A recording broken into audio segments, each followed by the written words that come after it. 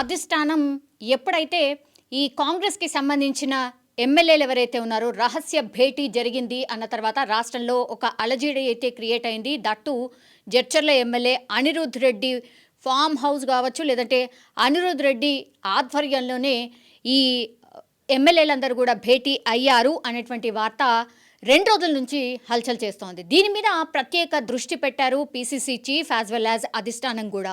కాంగ్రెస్ అధిష్టానం దీన్ని చాలా సీరియస్గా తీసుకుంది.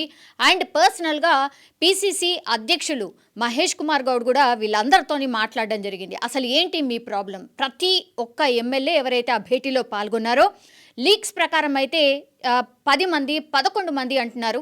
కానీ ఎట్టకేలకి తేల్చింది ఏంటంటే 7 ఎమ్మెల్యేలు మాత్రమే ఈ సమావేశంలో హాజరయ్యారు అండ్ డిస్కస్ చేశారు అనేది. అండ్ అనిరుద్ రెడ్డి ఈ విషయమై క్లారిటీ ఇచ్చారు. ఎందుకంటే ఫోకస్డ్గా అందరూ కూడా అనిరుద్ రెడ్డే ఈ రహస్య భేటీకి కారణం, వీళ్ళందరినీ కూడా లీడ్ చేసింది అతనే. అండ్ వాళ్ళ ఫామ్ హౌస్లోనే వాళ్ళకు సంబంధించిన హోటల్లోనే వీళ్ళందరినీ ఒక సమావేశం ఏర్పరిచి వీళ్ళందరూ మాట్లాడుకున్నారు అనేది ఎప్పుడైతే వార్త బయటకు వచ్చిందో అప్పటి నుంచి కూడా అనిరుద్ రెడ్డే టార్గెట్ అయ్యారు అన్న విషయం అర్థమై ఆయన ఒక క్లారిటీ ఇచ్చే ప్రయత్నం చేశారు. ఇది రహస్య భేటీ ఏమీ కాదు, అవును అసంతృప్తిగా ఉన్నటువంటి విషయం వాస్తవమే, కానీ ఇట్లా నా మీద డైరెక్ట్ అటాక్ చేస్తూ డైరెక్ట్గా కామెంట్ చేయడం ఎంతవరకు కరెక్ట్? నేను ఏ మంత్రిని కూడా నా ఫైల్ మూవ్ చేయమని నేను అడగలేదు. ఏ మంత్రి అయినా ఆ విషయం చెప్తే నాకు చెప్పమనండి, ఆర్ నేను ఎట్లాంటి డిస్కషన్కైనా రెడీ, ఆ ప్రూఫ్ చూపమనండి అంటూ అనిరుద్ రెడ్డి అయితే డైరెక్ట్గా క్వశ్చన్ చేసిన పరిస్థితి కనిపిస్తోంది.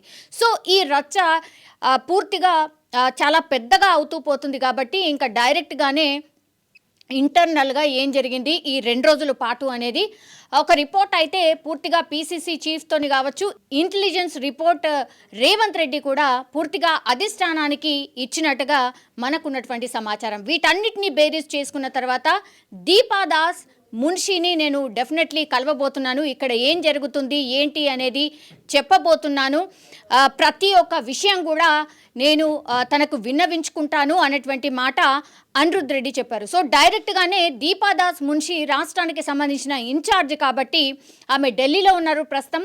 సో ఢిల్లీ ఎలక్షన్స్లో బిజీ ఉన్నారు అధిష్టానం అంతా. సో ఈ టైంలో ఇక్కడ అలజడి. అండ్ మనకు తెలుసు కాంగ్రెస్ పార్టీలో ఇట్లాంటిదైతే ఎప్పుడు జరగలేదు. ఆఫ్టర్ 1 ఇయరే ఇట్లా అసంతృప్తులు బయలుదేరడం, ఇట్లా రహస్య భేటీలు జరుగుతున్నాయి అని వార్త బయటికి రావడం.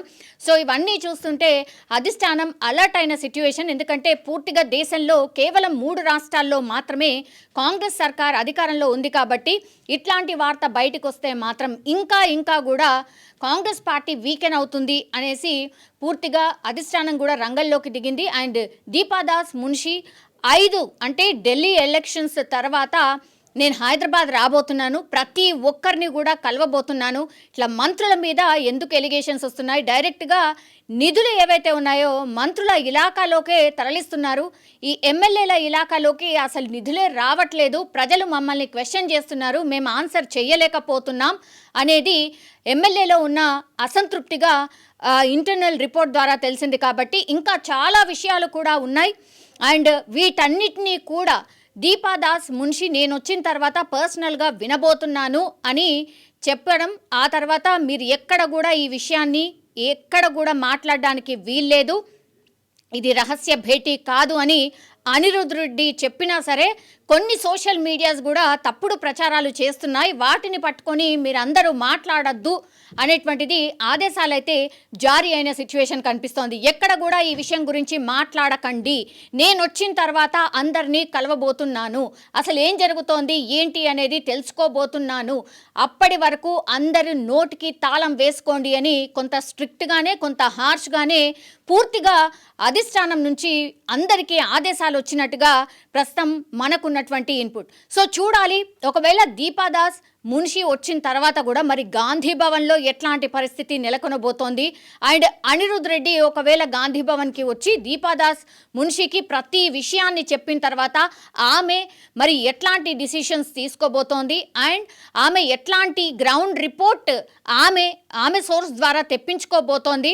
అండ్ పెద్దలు ఎవరైతే జానారెడ్డి ఎవరైతే ఉన్నారో జానారెడ్డిని కూడా కొంత రంగంలోకి దింపి ఈ అసంతృప్త ఎమ్మెల్యేల లిస్ట్ ఏదైతే బయటకు వచ్చిందో వాళ్ళందరికీ కూడా ఆయన పర్సనల్గా మాట్లాడినట్టుగా కూడా కొంత ఇన్పుట్ ఉంది. సో చూడాలి.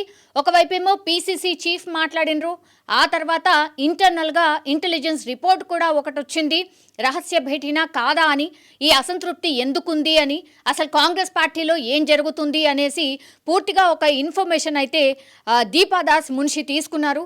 సో 5వ తారీఖు తర్వాత మరి గాంధీ భవన్లో ఎట్లాంటి పరిణామాలు ఉంటాయి ఏంటి అనేది చూడాల్సిందే.